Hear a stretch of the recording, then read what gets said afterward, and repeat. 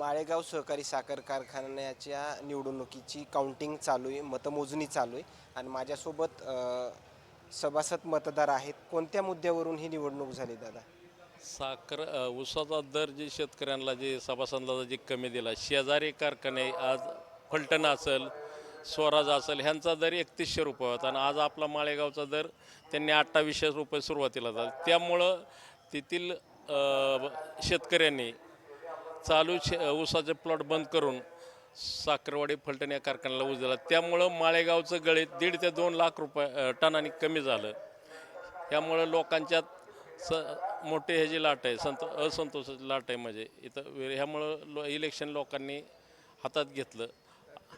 अजितदादा पवार हे या निवडणुकीच्या रिंगणामध्ये होते उमेदवार म्हणून. त्यांच्यामुळे ही चुरशीची झाली का रेग्युलर अशीच होती? आज ते महाराष्ट्राचे उपमुख्यमंत्री आहेत. त्यांनी जर साध्या सहकारी संस्थेमध्ये जर ब वर्ग म्हणून ह्याच्यात त्यांनी जे हे केलं, उमेदवारी घेतली, ती शोकांतिक आहे. आज महाराष्ट्राचे जर उपमुख्यमंत्री हे तर जर लढत देत असल्या तर तालुक्याच्या सभासदाला ह्यांच्याबद्दल काय हे राहिली. जर लोकांना जर सांगितलं असतं बाबा सभासदांना की येईल हो पॅनल माझा, तर लोकांनी त्यांना डोक्यावर घेतलं असतं.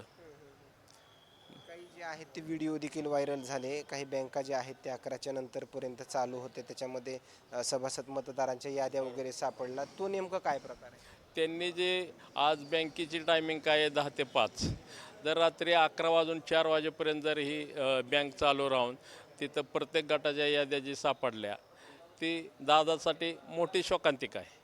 आणि दुर्दैव आहे की बाबा आज आपण लोकशाही मार्गाने लढत असताना जर असा हिटलरसुद्धा असा वागला नाही, असं जर वागत असलं तर सर्वसामान्य शेतकऱ्याची काय अवस्था. दर त्याला 10 रुपये मिळू शकत नाही.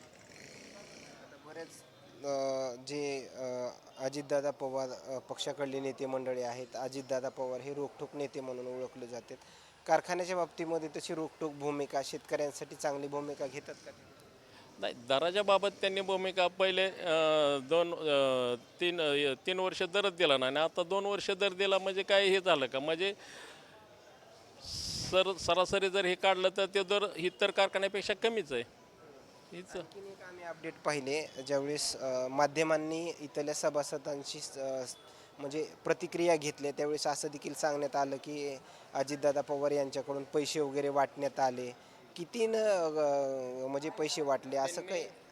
कमीत कमी 10,000 सभासदांना हे 10,000 रुपयांनी पैसे दिले एका सभासदाला. ही जी पैशाचे जे वाटप झालं ते आज त्यांच्याकडं सगळे संस्था आहेत, त्या 8-9 कारखाने आहेत. हे त्यामुळं पैसे द्यायला का त्यांना कमी नाही. हे जे बाकीचं जे आमचं पॅनल आहे ते कष्टकरी शेतकरी पॅनल आहे, सभासदांचं पॅनल आहे.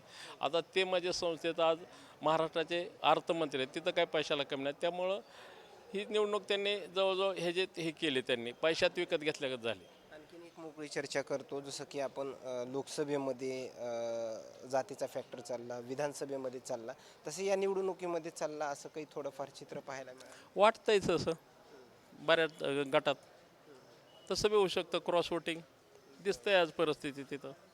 याच्यामध्ये जे ओबीसीचे नेते जे आहेत, लक्ष्मण हाके यांच्या आपण बातम्या बऱ्याच पाहिल्या की त्यांचं आणि अजितदादांचं, मिटकरींचं हे बरंच वक्तव्य होतं. याचा परिणाम काही अजितदादांच्या या निकालावरती होऊ शकतो असं काय? 100% होऊ शकतो. क्रॉस वोटिंगला ते होऊ शकतो. ओके, धन्यवाद. खरं पाहिलं तर एवढी मंडळी जी आहेत ते सभासद मंडळी थांबलेली आहेत. मात्र हे जे आहेत ते कारखान्याचे सभासद मतदार नात्यानं यांनी दिलेल्या प्रतिक्रिया मात्र आणखीन काही वेगळे अपडेट्स पाहायला मिळतील का या निकालादरम्यान, हे पाहणं तेवढंच महत्त्वाचं ठरणार आहे. कॅमेरामॅनसोबत सूर्य दुर्मिडिया, बारामती.